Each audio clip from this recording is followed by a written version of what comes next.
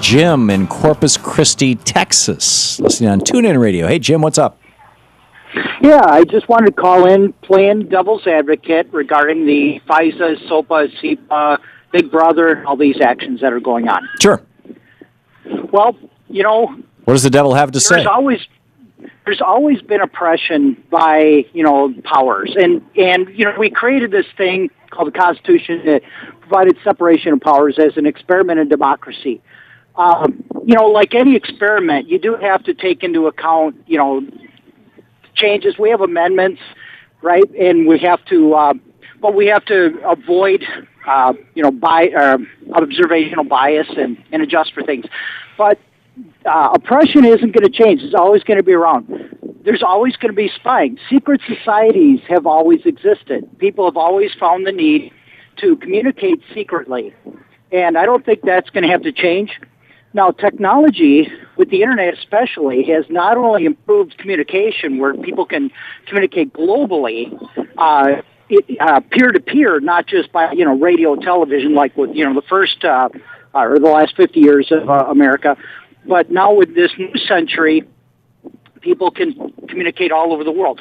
Now, as far as being able to communicate in secret, there's new mathematical technologies in encryption, and where people can form peer-to-peer networks completely encrypted, completely isolated from any sort of spying or government oppression, and they can go ahead and form their own networks and not have to worry about governments. Now, governments have always feared secret societies, and they've always taken great lengths to crush them. Often, they call them communists, they call them terrorists, call them cells. They make up all kinds of names, but really, they're mostly always existed just to give people the freedom to express themselves without fear from or to try to manipulate government, or to try to manipulate other people, or just to hang out and have a good time.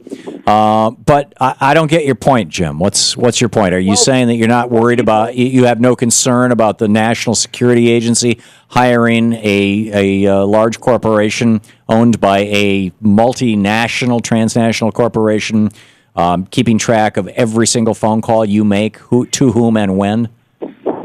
I don't think that, well, for one thing, real terrorists, real criminals are worried about it because they know how to communicate securely. Big corporations know how to do this. I think it's just a matter of educating people about how to protect their privacy from. So you're saying instead of saying to our government, you should follow the Constitution. The Fourth Amendment says that a person shall be secure in their person, papers, and belongings, and home, unless somebody swears under oath before a judge that a crime is being committed. You're saying that our government should be free to ignore that Fourth Amendment because you've figured out a way to communicate with others and not be listened to. And every time you call your doctor's office, and every time you call, you're gonna make sure that your doctor's office is on that secure line. Or every time you call your girlfriend or your best friend or your whatever, you're going to make sure that they, this doesn't make any sense to me, Jim. Well, I'm not saying they should take it out of the Constitution. It should be there. But I think what they're doing is they're ignoring it, and they are criminals for doing so and should be held accountable. But we are the government. We the people are the government. Well, in theory, we have to do it. In theory, I mean, the Supreme Court has modified that somewhat. They've turned us into a constitutional monarchy. A, they're the monarchs, and B, they have said that billionaires and corporations, even corporations that aren't American corporations, get to have as much or more say. In fact, far more say in how our government functions, what our laws are passed, how they work, than you and I do. So, as a democratic republic, we're in deep doo-doo here, Jim. I'm not saying you're taking it to an extreme.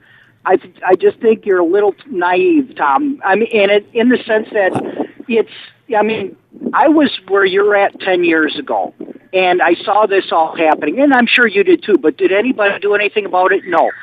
I wrote a book about it 10 years ago called Unequal Protection, warning people that Citizens United was coming. The book was actually literally 10 years ago. It was published in 2002. I wrote the book 14 years ago, or 12 years ago, rather.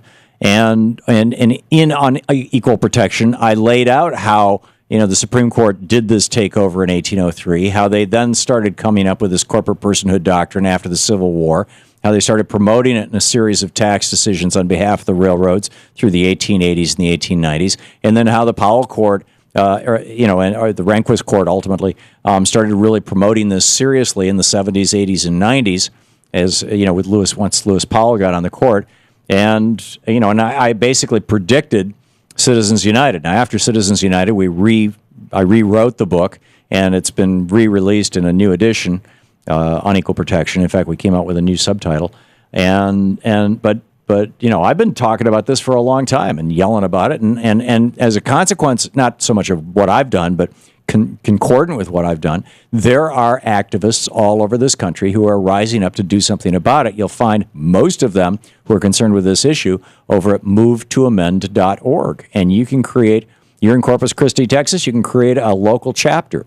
And you can be in charge of it, and these groups have gotten everything from city governments to state governments to say, yes, we need to amend the Constitution of the United States to say corporations are not people and money is not speech. Let's get the billionaires and the corporations out of the process and go back to something that resembles a democratic republic rather than a constitutional monarchy. Now, I'd like to the next step that I'd like to do is have a constitutional amendment that ends judicial review. But, that ain't going to happen in my lifetime. The ending the doctrine that corporations are people, though, and that money is speech, I think that will happen in the next 5 years.